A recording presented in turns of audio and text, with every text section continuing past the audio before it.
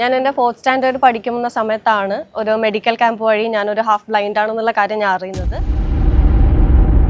പഠനം പാതി വഴിയിൽ ഉപേക്ഷിക്കേണ്ടി വരുമെന്ന് തന്നെ വിചാരിച്ചല്ലേ? അതെ. കണ്ണില്ലാത്തൊരു മനുഷ്യൻ റോഡ് സൈഡിലിരുന്ന് കരയുന്നു, എനിക്ക് കാഴ്ച പ്രാപിക്കണം.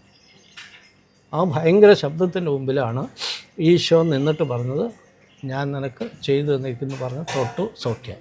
ഞാനിവിടുന്ന് 10-20 ദിവസത്തെ ചികിത്സ കഴിഞ്ഞ് പുറത്തിറങ്ങുമ്പോൾ ഞാൻ പേപ്പറൊക്കെ വായിച്ചിട്ടാണ് പോയത്. ഒരു പുരോഹിതന്റെ വാക്കുകളാണ്. ശരിക്കും പറഞ്ഞാൽ അച്ഛൻ ഈ ഒരു കാര്യം പറയുമ്പോൾ തന്നെ കരഞ്ഞുകൊണ്ടാണ് പറയുന്നത്. കാരണം അച്ഛൻ ബൈബിള് പോലും വായിക്കാൻ ബുദ്ധിമുട്ടി ഇവിടെ എത്തിയത്. വെറും 21 ദിവസം കൊണ്ട് അച്ഛൻ്റെ കാഴ്ചശക്തി തിരിച്ചു കിട്ടി. ഇവിടെ നിന്ന് പുസ്തകം വായിച്ചിട്ടാണ് ഡോക്ടർ തിരിച്ചു വിട്ടത്. അനേകർ അന്വേഷിക്കുന്നു, കണ്ടെത്തുന്നില്ല എന്നാണ്. പക്ഷെ ഞാൻ കണ്ടെത്തിയ ഒരു അനുഭവം എനിക്ക് പറയാനുള്ളത്, ജീവനം എനിക്ക് കാഴ്ചയായി ജീവനായി തീർന്നു. ഇവർക്ക് ഓപ്പറേഷൻ ചെയ്താലും കാഴ്ച കിട്ടിയില്ല എന്ന് മറ്റേ അലോപ്പതി എന്ന് പറഞ്ഞതാണ്.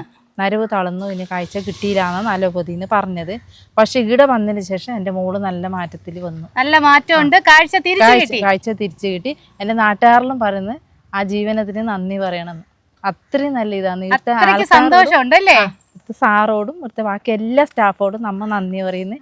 നമ്മൾ ഇത്ര ദൂരത്തുനിന്ന് വരുന്നുണ്ടെങ്കിൽ നമുക്ക് സന്തോഷമാണ്. എന്ന് വെച്ചാൽ ഇവർക്ക് കാഴ്ച കിട്ടിയല്ലോ, ആ ഒരു സന്തോഷമാണ്. ഇവിടുത്തെ തിരക്ക് കണ്ടില്ലേ? അത്രത്തോളം ആൾക്കാർ നമ്മുടെ കേരളത്തിൻ്റെ അങ്ങേ അറ്റം മുതൽ ഇങ്ങേ അറ്റം വരെയുള്ള ആൾക്കാരാണ് നമ്മുടെ ഈ ഒരു ജീവനം ആയുർവേദ ഹോസ്പിറ്റലിൽ എത്തിയിരിക്കുന്നത്. ഞരമ്പിന്റെ പ്രശ്നം മൂലം കാഴ്ചശക്തി നഷ്ടപ്പെട്ടുകൊണ്ടിരിക്കുന്നവരാണോ നിങ്ങൾ? എങ്കിൽ ഇനി നിങ്ങൾ പേടിക്കേണ്ട. സർജറി കൂടാതെ തന്നെ നിങ്ങളുടെ കാഴ്ചശക്തി നിങ്ങൾക്ക് തിരിച്ചു കിട്ടും. ഹായ്, നമസ്കാരം സുഹൃത്തുക്കളെ. ഞാനിപ്പോൾ നിൽക്കുന്നത് കണ്ണൂരാണ്. ആയിരക്കണക്കിന് ആൾക്കാർക്ക് സർജറി കൂടാതെ തന്നെ കാഴ്ചശക്തി തിരിച്ചു കിട്ടിയ ജീവനം ആയുർവേദ ഹോസ്പിറ്റലാണ് വന്നിരിക്കുന്നത്. ഒരു 4th സ്റ്റാൻഡേർഡ് പഠിക്കുന്ന ഒരു കുട്ടി എന്നുള്ള നിലയിൽ എൻ്റെ ഫ്യൂച്ചർ, ഭാവി, എഡ്യൂക്കേഷൻ എല്ലാം അവിടെ സ്റ്റോപ്പായി പോകേണ്ടതായിരുന്നു. ലൈക്ക് അലോപ്പതിയിൽ ഇതിന് വേറെ ട്രീറ്റ്മെൻ്റ് ഒന്നും ഇല്ലാതെ ഡോക്ടേഴ്സ് നമ്മളടുത്ത് കൺഫേം ചെയ്ത് പറഞ്ഞിട്ടുണ്ടായിരുന്നു.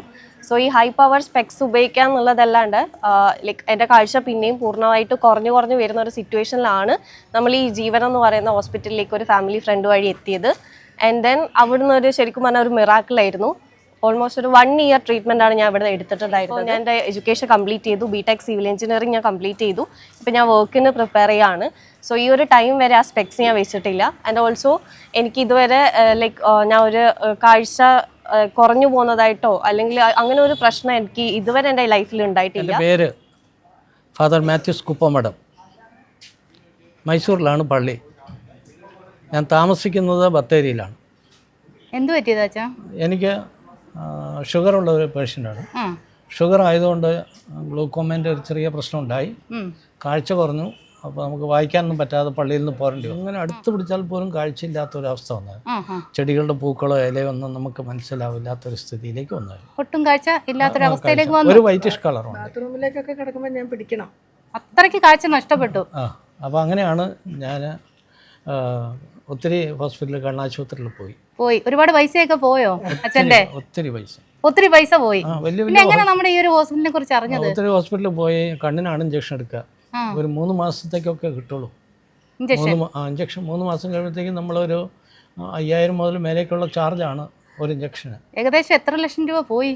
എത്ര ലക്ഷം എന്നൊന്നും പറഞ്ഞാൽ ആൾക്കാർ വിചാരിക്കുന്നത് നമ്മള് കോയമ്പത്തൂർ തന്നെ ചെലവുണ്ട്. 2 ലക്ഷം ഒരു ഹോസ്പിറ്റലിൽ തന്നെ ചെലവാക്കി. എന്നിട്ടൊന്നും കാഴ്ച തിരിച്ചു കിട്ടിയില്ല. തിരിച്ചു കിട്ടിയില്ല, കാഴ്ച കാണാൻ പറ്റത്തില്ല. പിന്നെ എങ്ങനെയാണ് നമ്മുടെ ഈ ഒരു ഹോസ്പിറ്റലിനെ കുറിച്ച് അറിഞ്ഞത്? ഞാനൊരു ദിവസം ഇനി ഈ ഇഞ്ചക്ഷൻ എടുക്കുന്നത് ഭയങ്കര ബുദ്ധിമുട്ടായി മാറിയത്. കാശ് മാത്രമല്ല, ഭയങ്കര ബുദ്ധിമുട്ടായി മാറി. ഒരു ദിവസം ഞാൻ ഫേസ്ബുക്കിൽ നോക്കുമ്പോൾ ജീവനെന്ന് കണ്ടു. അങ്ങനെയാണ് ജീവനത്തെക്കുറിച്ച് അറിഞ്ഞത്. അറിഞ്ഞു കഴിഞ്ഞപ്പോൾ ഞാനിവിടെ പ്രശാന്ത് സാറിനൊന്ന് വിളിച്ച ഒരു ഫോൺ നമ്പർ ഇട്ടുണ്ടായിരുന്നു. പ്രശാന്ത് സാറിനെ വിളിച്ച് കാര്യങ്ങൾ പറഞ്ഞു. അപ്പോൾ സാറെന്നോട് പറഞ്ഞത്, അച്ഛനൊന്ന് വാ, നമുക്ക് കണ്ട് സംസാരിച്ചിട്ട് ബാക്കി കാര്യങ്ങൾ തീരുമാനിക്കും. അങ്ങനെ ഞാനവിടെ 21 ദിവസം ഇവിടെ താമസിച്ചു. 21 ദിവസം ഇവിടെ താമസിച്ചു. 21 ദിവസത്തിന് ശേഷം അച്ഛന് കാഴ്ച തിരിച്ചു കിട്ടിയോ? ഞാൻ വായിച്ചിട്ടാണ് പോയത്. വായിച്ചിട്ടാണ് ഇവിടുന്ന് തിരിച്ചു പോയത്? അടുത്തുള്ള കാര്യങ്ങളൊക്കെ വായിക്കാൻ. അപ്പോൾ വെറും 21 ദിവസം കൊണ്ടാണ് അച്ഛൻ്റെ കാഴ്ചശക്തി തിരിച്ചു കിട്ടിയത്? അതെ, 21 ദിവസം കൊണ്ട് ഞാൻ വായിച്ചിട്ടാണ് പോയത്. ഇപ്പോൾ നമുക്ക് വലിയ കുഴപ്പമൊന്നുമില്ല, വായിക്കുന്നത് തടസ്സമൊന്നുമില്ല. എന്ത് പറ്റിയത് ഏട്ടാ? എനിക്ക് ഷുഗർ വന്നിട്ട് പിന്നെ കണ്ണിന് ചെറിയൊരു ഇത് വന്നിട്ടുണ്ടായിരുന്നു, ഇങ്ങനെ ഒരു തടസ്സം. ആ തടസ്സത്ത് കൊണ്ടാണ് ഡോക്ടറെ പോയി കണ്ടത്. ഡോക്ടറെ പോയി കണ്ടപ്പോൾ ബ്ലീഡിങ് ആയിട്ടുണ്ട്, നരമ്പ് വീക്കായിട്ടുണ്ട്. ഹോസ്പിറ്റലിൽ പോയായിരുന്നല്ലേ? അവിടെ മംഗലാപുരത്ത് ഹോസ്പിറ്റലിൽ പോയി. അപ്പോഴാണ് ഇവർ പറയണത് പിന്നെ ഇത് ഇമ്മീഡിയറ്റ്ലി ഇഞ്ചക്ഷൻ എടുക്കണം. ഇഞ്ചക്ഷൻ എടുക്കണം എന്ന് പറഞ്ഞപ്പോൾ ഞാൻ പിന്നെ വേറെ 2-3 പേരെടുത്ത് ചോദിച്ചപ്പോൾ പറഞ്ഞാൽ ഇഞ്ചക്ഷൻ എടുക്കേണ്ടത്, ഇഞ്ചക്ഷൻ എടുത്തു കഴിഞ്ഞാൽ ചിലപ്പോൾ കണ്ണിൻ്റെ ഫുള്ള് കാഴ്ച പോകുമെന്ന് പറഞ്ഞു, നഷ്ടപ്പെട്ടു പോകും. അങ്ങനെയാണ് ഇത് ഫേസ്ബുക്കിൽ മുഖാന്തരം ഈ ഇത് പിന്നെ ജീവൻ ഹോസ്പിറ്റലിനെ പറ്റിയിട്ട് ഞാൻ അറിഞ്ഞത്. അങ്ങനെ അതിൽ ചില വീഡിയോകളൊക്കെ കണ്ട് പിന്നെ ആൾക്കാർക്കുള്ള പിന്നെ എക്സ്പീരിയൻസ് ഒക്കെ കണ്ട് ചിലർക്ക് കണ്ണിന് കാഴ്ചശക്തി, എല്ലാവർക്കും കാഴ്ചശക്തി കിട്ടി ഇവിടുത്തെ ട്രീറ്റ്മെൻറ്റിൽ. അങ്ങനെയാണ് ഞാൻ ഇവിടെ വന്ന് അനുഭവം അറിഞ്ഞിട്ടാണ് ഇവിടെ അഡ്മിറ്റ് ആയത്. ഇവിടുത്തെ ചികിത്സ 21 ദിവസത്തെ ചികിത്സ കൊണ്ട് ചേട്ടന്റെ കാഴ്ചശക്തി തിരിച്ചു കിട്ടി. 14 ദിവസം തന്നെ 12 ദിവസമായപ്പോൾ തന്നെ നല്ല മാറ്റം കണ്ടു തുടങ്ങി. ഞാൻ ഇവിടുന്ന് 21 ദിവസം ട്രീറ്റ്മെന്റ് കഴിഞ്ഞ് പോകുമ്പോൾ തന്നെ എനിക്കൊരു ഏകദേശം ഒരു 35-40% അടുത്ത് കാഴ്ച കിട്ടിയിട്ടാണ് ഞാൻ പോകുന്നത്. 2 കൈ പിടിച്ച് വന്ന ആള് പിടിക്കാതെ നടന്നു പോയി. ഞാൻ എൻ്റെ അനുഭവം ഞാൻ ഒരു പത്രത്തിൽ പിന്നെ ഒരു അനുഭവക്കുറിപ്പായിട്ട് എഴുതിയിട്ടാണ്. പിന്നെ ഒരു ദിവസം 150-200ഓളം കോളുകൾ ഇങ്ങനെ വന്നിരുന്നു. ഞാനൊരു ലേഖനം തിരിച്ചു കിട്ടിയതിനെ കുറിച്ച് ഞാൻ എഴുതിയിരുന്നു. 2-3 ഡോക്ടേഴ്സിനെ കാണിച്ചപ്പോഴും അത് തന്നെയായിരുന്നു പറഞ്ഞത്, സ്പെക്സ് വെക്കണം. അതിനോട് ഇടയിലായിരുന്നു ഞങ്ങൾ ജീവനത്തെക്കുറിച്ച് അറിയുന്നത്. അപ്പോൾ ഞങ്ങൾ ജീവനത്തിൽ വന്നു. അപ്പോൾ ഡോക്ടർ പറഞ്ഞു നമുക്കിത് മാറ്റിയെടുക്കാമെന്ന് പറഞ്ഞു. അങ്ങനെ ഞങ്ങൾ ട്രീറ്റ്മെൻറ്റ് സ്റ്റാർട്ട് ചെയ്തു. അത് കഴിഞ്ഞ് 1 വീക്ക് നമ്മൾ ഫസ്റ്റ് ഒരു അഡ്മിഷൻ എടുത്ത് 1 വീക്ക് ചെയ്ത് കഴിഞ്ഞതിന് ശേഷം നല്ല മാറ്റം ഉണ്ടായി. അപ്പോൾ ഒരു കാണാനൊക്കെ കഴിയുന്നുണ്ടോ? ഇപ്പൊ നല്ല വൃത്തിയിൽ വായിക്കാനും എഴുതാനൊക്കെ ഒരു കുഴപ്പമില്ല. ഇനി കണ്ണട വെക്കണ്ടേ അല്ലേ? നമ്മുടെ വീഡിയോ കണ്ടുകൊണ്ടിരിക്കുന്ന ഒരുപാട് മാതാപിതാക്കള് ഈ ചെറിയ കുട്ടികൾക്കൊക്കെ ചെറുതിലേ നമ്മൾ കണ്ണടയൊക്കെ വെച്ച് കൊടുക്കുന്നുണ്ട്. ശരിക്കും പറഞ്ഞാൽ കുട്ടികൾക്ക് അങ്ങനെ വെച്ച് കഴിഞ്ഞാൽ ജീവിതകാലം മുഴുവൻ അത് വെച്ചുകൊണ്ടിരിക്കും. ശരിക്കും പറഞ്ഞാൽ ഈ ഒരു ഹോസ്പിറ്റലിൽ മാത്രമേ ഉള്ളൂ ഇതിനൊരു ട്രീറ്റ്മെന്റ് അല്ലേ? വേറെ എവിടെയും ഞാൻ കേട്ടിട്ടില്ല. അപ്പൊ ഇതുപോലെ ബുദ്ധിമുട്ടുന്ന ഒരുപാട് അമ്മമാര് കാണും. അപ്പൊ തീർച്ചയായിട്ടും ഈ വീഡിയോ കണ്ടുകൊണ്ടിരിക്കുന്ന ആർക്കും കൊച്ചു കുട്ടികൾക്ക് എങ്ങനെയൊക്കെയുള്ള ബുദ്ധിമുട്ടുണ്ടെങ്കിൽ നിങ്ങൾ നേരെ നമ്മുടെ കണ്ണൂരുള്ള ജീവനത്തിലേക്ക് പോരല്ലേ. കണ്ണട എന്ന് പറയുന്നത് നമ്മൾ മനസ്സിലാക്കേണ്ടത്, കണ്ണട എന്ന് പറയുന്നത് ഒരു വാക്കിംഗ് സ്റ്റിക്കൊക്കെ പോലെയുള്ളതാണ്, സപ്പോർട്ടിങ് ഡിവൈസാണ്. കണ്ണട ഒരിക്കലും നമ്മൾ ചികിത്സ എന്ന് പറയാൻ പറ്റില്ല.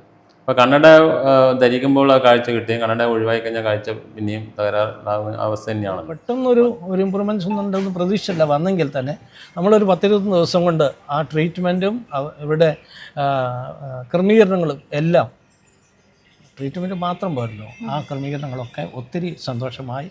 അച്ഛൻ്റെ അസുഖം എന്ന് പറയുന്നത് ഡയബറ്റിക് റെറ്റിനോപ്പതിയാണ്. അതായത് പ്രമേഹം മൂർധന്യാവസ്ഥയിൽ വരുമ്പോൾ പ്രമേഹം പ്രധാനമായിട്ട് 3 ഭാഗങ്ങളാണ് ബാധിക്കും. ഒന്ന് കണ്ണുകളെ ബാധിക്കും, വൃക്കകളെ ബാധിക്കും, അതേപോലെ നാഡികളെ ബാധിക്കും. അതിൽ ഫാദർ നമ്മുടെ ആശുപത്രിയിൽ എത്തുമ്പോൾ അവിടെ കണ്ണിന് വളരെയധികം പ്രമേഹം ബാധിച്ചൊരവസ്ഥയിലാണ് നമ്മുടെ ആശുപത്രിയിൽ എത്തിയത്. ആ പ്രമേഹം ബാധിച്ച രോഗാവസ്ഥയിൽ തന്നെ കൃത്യമായ രീതിയിലുള്ള രോഗത്തിൻ്റെ ഒരു വിശകലനം ചെയ്യേണ്ടത് ആവശ്യമുണ്ട്. ഇപ്പോൾ പ്രമേഹം ബാധിച്ചിട്ടുള്ള കാഴ്ചക്കുറവിന് എല്ലാവർക്കും ഒരേ തരത്തിലുള്ള ചികിത്സകളല്ല നമ്മൾ ചെയ്യുന്നത്. ഓരോരോ ആളും അവരുടെ രോഗത്തിൻ്റെ അവസ്ഥ വെച്ചിട്ട് അതിനുള്ള ശാസ്ത്രീയമായി തയ്യാർ ചെയ്യപ്പെട്ട ഔഷധങ്ങൾ കൊണ്ടും ചികിത്സാ രീതികൾ കൊണ്ടും ചികിത്സിക്കുന്നതിൻ്റെ ഫലമായിട്ടാണ് റിസൾട്ട് കിട്ടുന്നത്. സർജറി ഇല്ലാതെ തന്നെ കാഴ്ച തിരിച്ചു കിട്ടും. വലിയ ഓവർ ചിലവ് ഒന്നുമില്ല. പക്ഷെ നമ്മൾ ആയുർവേദത്തിനെ സംബന്ധിച്ചിടത്തോളം ചിലവാണ്, എന്നാലും ആ ചിലവ് ഇവിടെ വരുന്നില്ല. പിന്നെ ഇവിടുത്തെ ഒരു പ്ലസ് പോയിന്റ് എന്ന് പറഞ്ഞാൽ നമ്മൾ അവർ പാവപ്പെട്ട ആളുകളുണ്ടെങ്കിൽ അതിനനുസരിച്ച് അവർ ബില്ല് ചെയ്തു കൊടുക്കും. അതൊരു പ്ലസ് പോയിന്റാണ് ഇവിടെ. കാരണം എൻ്റെ അനുഭവത്തിൽ തന്നെ കുറേ ആളുകൾ ഇവിടെ വന്നിട്ട് അങ്ങനെ പറയുന്നുണ്ട്. ഒരുപാട് ആൾക്കാർ നമ്മുടെ സമൂഹത്തിൽ നിന്ന് കാഴ്ചശക്തി ഇല്ലാതെ ബുദ്ധിമുട്ടുന്നുണ്ട്. അവർക്കൊക്കെ വലിയൊരു ആശ്വാസമാണ് ഈ ഒരു ഹോസ്പിറ്റൽ. തീർച്ചയായിട്ടും എല്ലാവരും ഈ വീഡിയോ പരമാവധി ഷെയർ ചെയ്യുക. അപ്പോൾ ഈ ഹോസ്പിറ്റലിൻ്റെ ഫോൺ നമ്പറും ഡീറ്റെയിൽസും ഒക്കെ ഞാൻ ഈ വീഡിയോയിൽ ഉൾപ്പെടുത്താം. നിങ്ങൾക്ക് ആർക്കെങ്കിലും കാഴ്ചശക്തി ഇല്ലാതെ ബുദ്ധിമുട്ടുന്നുണ്ട്, തീർച്ചയായിട്ടും നിങ്ങൾ ഇവിടെ വരിക. ഇവിടെ വന്നു കഴിഞ്ഞാൽ നിങ്ങൾക്ക് കാഴ്ചശക്തി തിരിച്ചു കിട്ടും. എൻ്റെ അനുഭവമാണ് ഞാൻ പറഞ്ഞത്.